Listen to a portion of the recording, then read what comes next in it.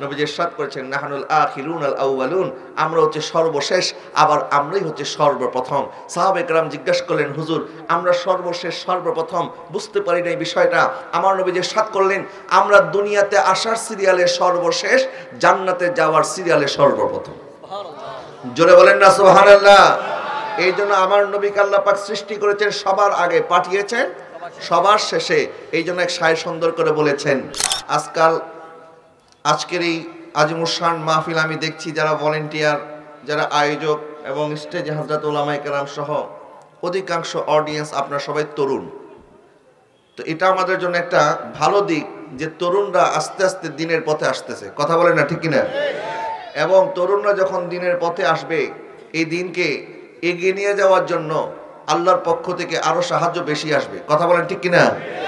নবীজি সাল্লাল্লাহু আলাইহি ওয়াসাল্লাম ইরশাদ করেছেন, যেই সমাজের মধ্যে বেহায়াপনা বেড়ে যায়, অশ্লীলতা বেড়ে যায়, ওই সমাজের মধ্যে আল্লাহ পাক এমন এমন রোগ বালা দেয় যে রোগের নাম আমাদের বাপ দাদা কোনোদিন শুনে নাই। নাউজুবিল্লাহ বলেন।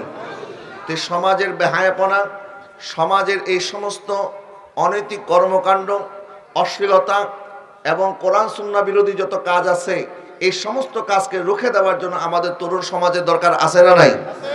আমি আজকে পবিত্র কোরআনের আয়াতে কারিমা তেলাওয়াত করেছি সূরা আল ইনশিরাহ থেকে। এর উপরে মুক্তাসার সময় আলোচনা করব। এরপর ইনশাআল্লাহ আমার ভাইরা দীর্ঘক্ষণ আপনাদেরকে নাত রাসূল শোনাবেন। এরপরে আরো আয়োজন আছে। আল্লাহ পাক আমাদের ভাইদের এই খেদমতকে যেন কবুল করে। সবাই বলেন আমিন। আমরা সবচেয়ে বড় সৌভাগ্যবান, কারণ আমরা আখিরে নবী ইমামুল মুরসালিন নবী দোজাহা রাহমাতুল লিল আলামিনের উম্মত। কথা বলেন ঠিক কিনা? আমাদের অনেকের নামের অনেক টাইটেল, কেউ বলে আজহারি, কেউ বলে আল কাদরি, কেউ বলে অমুক, কেউ বলে তুমুক, কিন্তু আমাদের সবচেয়ে বড় টাইটেল কোনটা? আমরা উম্মতে মুহাম্মদী। কথা বলেন না ঠিক কিনা?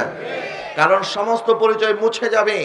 কবরে যখন রাখা হবে তখন বলা হবে না যে আজহারিকে কবর দিচ্ছি, আল কাদরিকে কবর দিচ্ছি, চৌধুরীকে কবর দিচ্ছি, খান সাহেবকে কবর দিচ্ছি।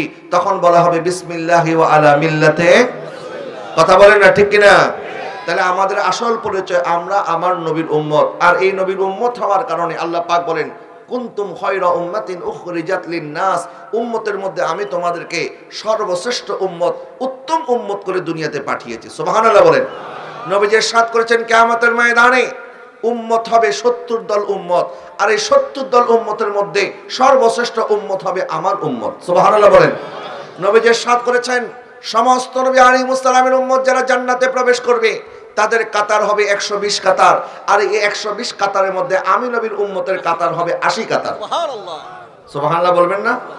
এবং নবীজি ইরশাদ করেছেন, আমার পূর্বে কোন নবী জান্নাতে প্রবেশ করতে পারবে না, আর আমার উম্মতের পূর্বে কোন নবীর উম্মত জান্নাতে প্রবেশ করতে পারবে না।